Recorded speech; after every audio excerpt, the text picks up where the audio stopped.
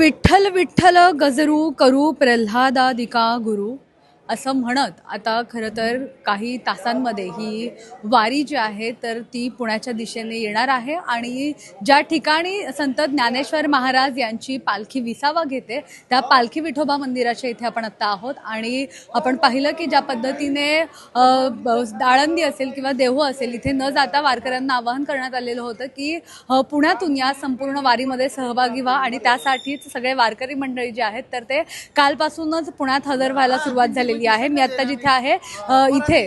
वर्षानुवर्षांची परंपरा आहे आणि संत ज्ञानेश्वर महाराजांची पालखी इथे विसावा घेते। आपण जर हा संपूर्ण परिसर बघितला तर सगळा परिसर हा जो आहे तर तो ज्ञानेश्वर माऊली यांच्या जयघोषाने खरं तर दुमदुमतो काही वेळानंतर आणि हे सगळे वारकरी जे आहेत तर ते आता इथे यायला सुरुवात झालेली आहे। इथे आपण जर पाहिलं तर सुरुवातीला इकडे वर्षानुवर्ष जे मंदिर होतं तर ते मंदिरामध्ये जागा अपुरी पडत असायची, वारकरी मोठ्या संख्येने यायचे आणि त्यामुळेच आता इथे हे मंदिर जे आहे तर त्या मंदिराच्या इकडे ही जागा संपूर्ण वाढवण्यात आलेली आहे आणि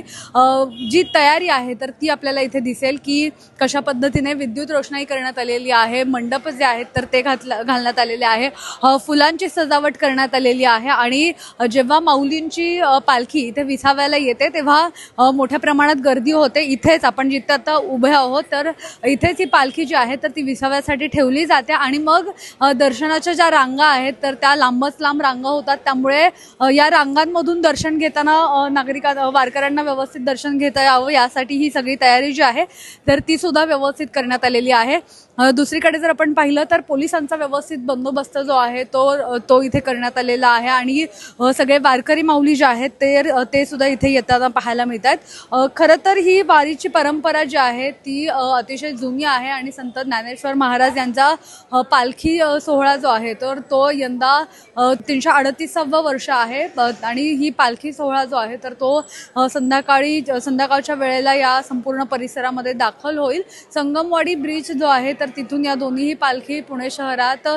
येतात आणि त्यानंतर या पालखी ज्या आहेत तर त्या या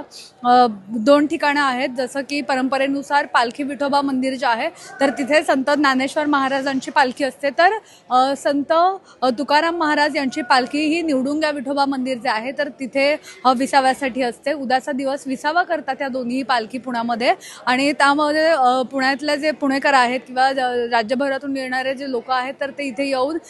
पालखी इथे येऊन पादुकांचं दर्शन घेतात आणि त्यानंतर ही पालखी पुढे मार्गस्थ होते आणि त्यापूर्वीची जी सगळी तयारी आहे तर त्याचा सगळा आपण आत्ता आढावा घेतलेला आहे। वर्षानुवर्षाची परंपरा आहे आणि या परंपरेनुसार आता सगळेच उत्सुक आहेत ही पालखी कधी येणार आहे याच्याकडे। पालखी आल्यावर पण उद्या सकाळपासूनच पहाटेपासूनच वेगवेगळे कार्यक्रम जे आहेत तर त्यांचं आयोजन इथे केलं जातं। त्यासोबतच टाळ मृदुंगाचा गजर केला जातो, अभंग गायले जातात, हे सगळं जे आहे तर इथे वातावरण आपल्याला असं पाहायला मिळतं। कॅमेरा पर्सन अजय गांगुर्डेसह मी मोना येनपुरे, सिविक मिरर, पुणे।